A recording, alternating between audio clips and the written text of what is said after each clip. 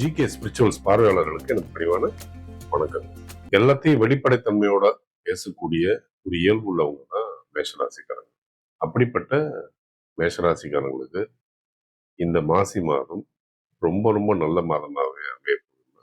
அதுல எந்த சந்தேகமும் எழ வேண்டிய அவசியத்துக்கு இடம் இல்லைன்னு சொல்லலாம். காரணம், செவ்வாய் பிப்ரவரி 21 வக்ர நிவர்த்தி அடையுது. கடந்த சில மாதங்களாவே இந்த செவ்வாய் வக்ரகதியிலையும் நீசகதியிலையும் இருந்த காரணத்தினால ரொம்ப போராட்டத்தை தான் நீங்க அனுபவிச்சீங்கன்னு சொல்லலாம்.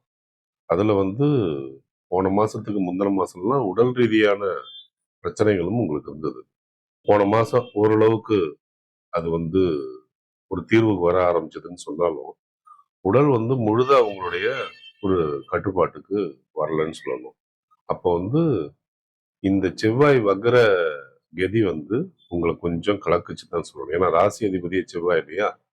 அப்ப இந்த செவ்வாய் வக்ர நிவர்த்தி அடையிறது ஒரு மிகப்பெரிய ஒரு நலனை கொடுக்கும். அதே மாதிரி உத்தியோகம் பார்க்குறவங்களுக்கு ரொம்ப வேகமா செயல்படுற ஒரு தன்மையை உருவாக்கும்.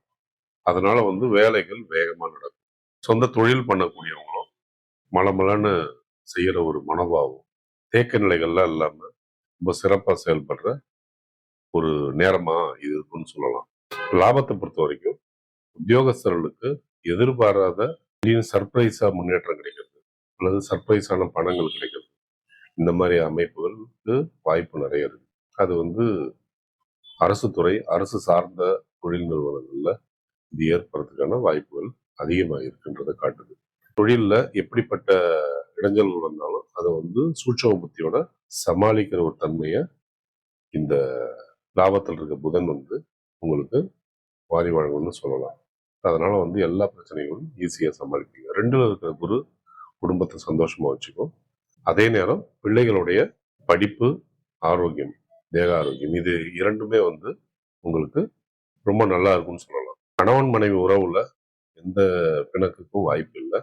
சுக்கிரன் உச்சமா இருக்கிறதுனால குடும்பத்துல நிறைய செலவுகள் ஆகும், அல்லது பொழுதுபோக்குக்கு நிறைய செலவுகள் பண்ணக்கூடிய சூழல்கள் உருவாகும். தாய் தந்தையருடைய தேக ஆரோக்கியம் அப்படின்னு வரும்போது, தாய் தந்தையருடைய தேக ஆரோக்கியம் மிக சிறப்பானதா இருக்கும். தந்தையுடைய தேக ஆரோக்கியத்துல மட்டும் கொஞ்சம் கவனம் எடுத்துக்கிறது நல்லது. முக்கிய முடிவுகளை எடுப்பதற்கு சாதகமான நாட்கள் நல்லது. உங்களது சொந்த ஜாதகத்தில் உள்ள திசா புத்தி நன்கு இருந்தால் இரட்டிப்பு பலன் கொடுக்கும். இல்லை என்றால் தடை தாமதங்கள் ஏற்படும்.